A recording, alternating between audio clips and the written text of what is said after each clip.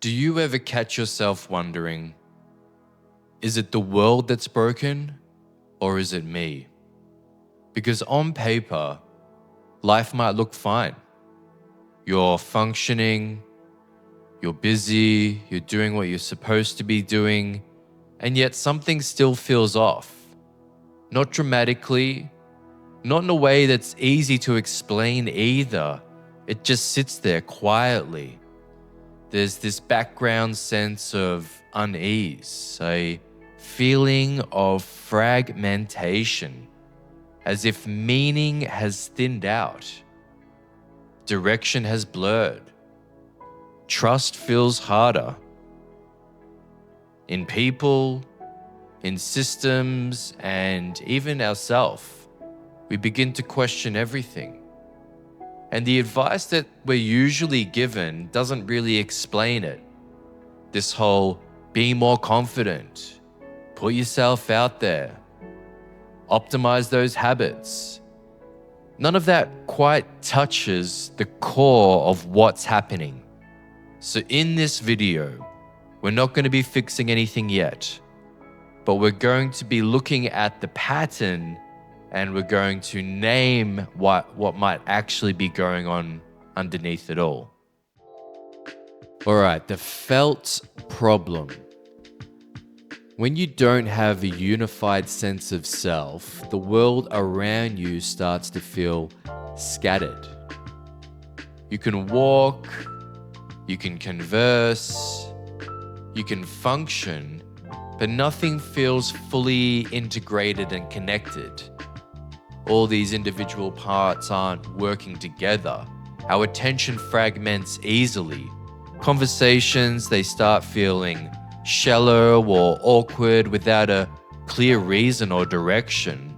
This anxiety shows up, right? Even if there's no obvious threats, and there's this constant self-monitoring, right? It's exhausting. The overcorrecting, the performing, the adjusting. For what? We don't even know what we're trying to orient ourselves around or towards. It's exhausting. And eventually, I guess you lose your why, right? Not in some obvious existential way, but it's more like this quiet disorientation, right? You're moving, but you're not sure what you're moving towards. It's motion for the sake of motion. And there's this old idea in philosophy and psychology, right? It kind of helps me out here. The idea is we don't experience the world as it is, we experience it as we are. So the idea here is that our mind isn't a window, it's a filter. All right, the default hypothesis.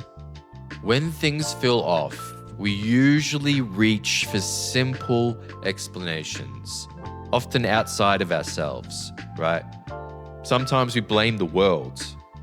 People are terrible, society is broken, no one can be trusted. And then other times we turn inward. We point the finger at ourselves. I'm not confident. I'm socially broken. I'm falling behind. Everyone else seems to get up at me. Both responses are understandable, but both of them are also missing something crucial. Because when an entire culture is experiencing the same tension, anxiety, awkwardness, fragmentation, it's so unlikely that millions of people independently became defective, right? At the same time. That's crazy. The self-blame story feels personal, but it is incomplete. So instead of diagnosing ourselves as broken, I think we need a better lens. So Carl Jung puts this bluntly when he said that what we don't consciously know about ourselves, we tend to meet as fate or in other people. So not because the world is this illusion, but because unresolved inattention turns our attention towards certain patterns, right? So when we become internally fragmented, the world feels harsh and judgmental. People seem aggressive or rude. The trust feels risky, right? And conversations with other people feel tense. And that doesn't mean to say that those things don't exist out in the world, but it means that we're a lot more sensitive to them. We're in this state of having unresolved chaos within. But, and this is really important, when lots of people feel this way at the same time, it usually points to something bigger than individual failure, yeah? The discovery phase. Integration versus disintegration. Here's the lens that puts it all together. Psychiatrist Dan Siegel uses the concept of integration to describe mental health. Integration simply means different parts working together. It's unified, right? When systems are integrated, they're flexible, they're adaptive, and they're stable. When they're disintegrated, they become either chaotic or rigid, unmovable. Now let's apply this to modern life. Our attention is constantly split. Our roles multiply with the worker, with the friend, with the performer. We've got our online self and our private self. Our inner experience often has very little to do with how we present ourselves externally. Sometimes we don't get a chance to even present ourselves as who we are unless we spend a lot of time on our own, right? So instead of this coherent self, we end up with all these different fragments of self, all these different performative entities. So sociologist Irving Goffman describes life as a series of performances, and that's become more true than ever. We're always on. We're always managing impressions, and we're always switching contexts. So I think that the problem isn't that we have these roles, it's that these roles aren't integrated together and within ourself. So instead of having to switch between selves, we have one unified sense of self that is multifaceted, that can cover these different roles, right? Mark Snyder's work on self-monitoring, which I explored in the last video, shows that while adapting to situations is useful, constant self-monitoring erodes coherence. So when we're tending to all of these roles simultaneously and having to swatch between them, that process compromises those standalone roles on themselves. So that's when conversations stop flowing, confidence collapses, and awkwardness appears. Not because you're broken, but because, and everybody is saying this, the system is overloaded. Integration as the reframe. All right, so here's the reframe. What most people are experiencing right now isn't necessarily a personal failure. It's disintegration. Confidence doesn't come from force. Connection doesn't come from performance. Stability doesn't come out of control. It comes from parts of yourself working together. Hopeful orientation.